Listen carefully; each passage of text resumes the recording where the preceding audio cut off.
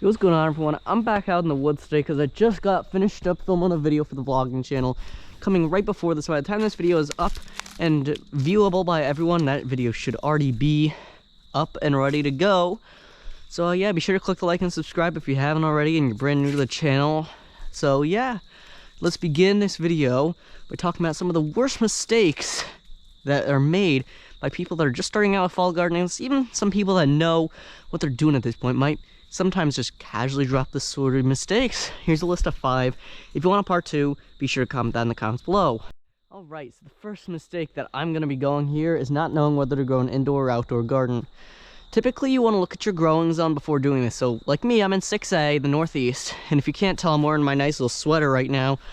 So if it's like sweater weather in October, you're probably not like suit for the best outdoor fall garden. Fall garden drags on from around this time of year, going into about maybe March or April, really until the spring garden can be transplanted outside, which for me is around Memorial Day weekend.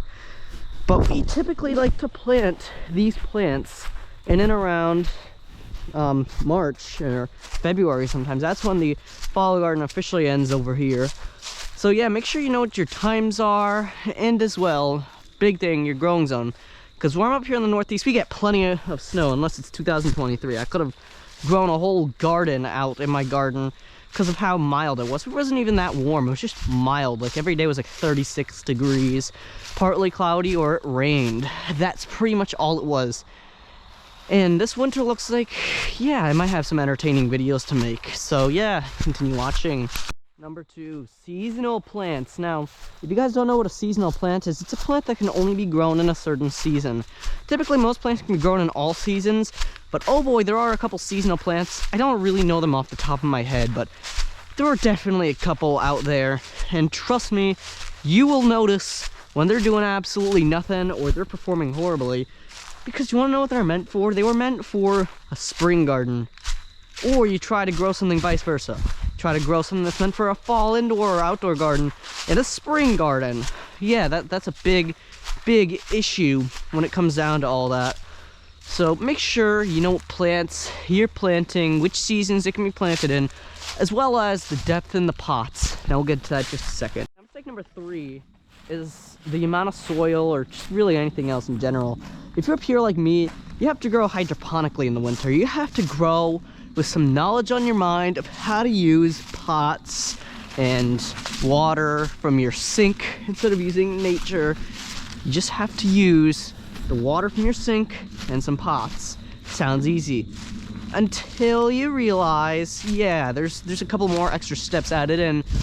First of all, you can't really grow. First of all, you're really limited as to what you can grow inside. Like, I could definitely grow some cucumbers, some broccoli, some of that tomatoes, green beans, and maybe even some zucchini if I'm lucky and have a big enough area to spare. But other than that, that's really all I can grow inside. Maybe some peppers as well. You can keep commenting more stuff to add to that list in the comments below to keep adding, and I'll make sure to leave it up in the next gardening video how big our list got. Yeah, make sure you know what plants you're putting in your ground, or else, yeah, there's gonna be some issues with that, because trust me, some plants just aren't suited for the pots that you want to add. So just remember that your pots matter.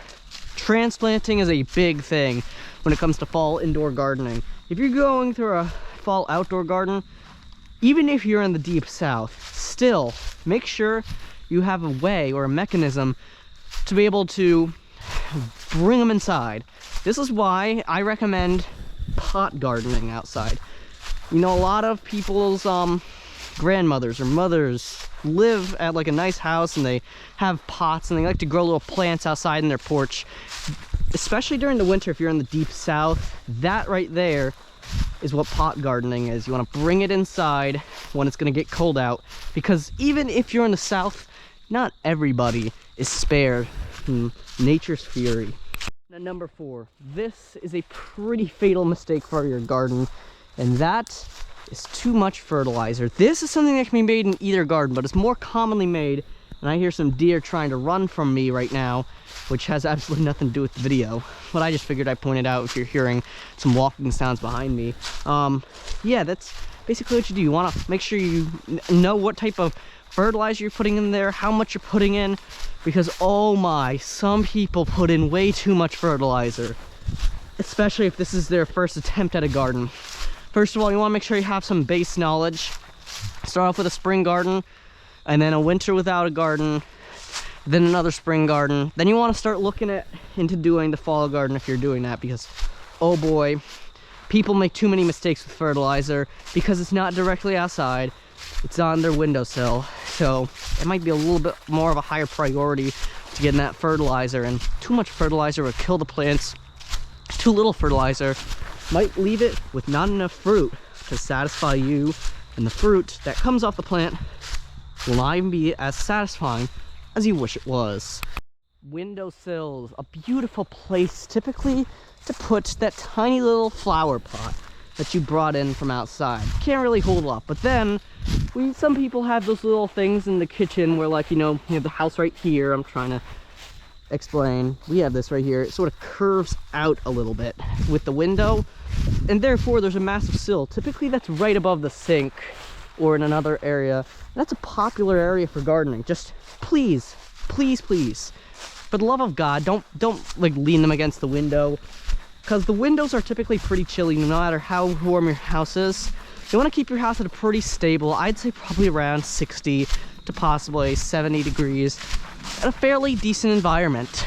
Those windows might cause the plant to stress, because those windows might be 39, 40, 41, 42 degrees, regardless of how warm the inside is, because the outside might be chillier than the inside. So that's why the hydroponic system comes in. And yeah, trust me, that hydroponic system is really, really useful.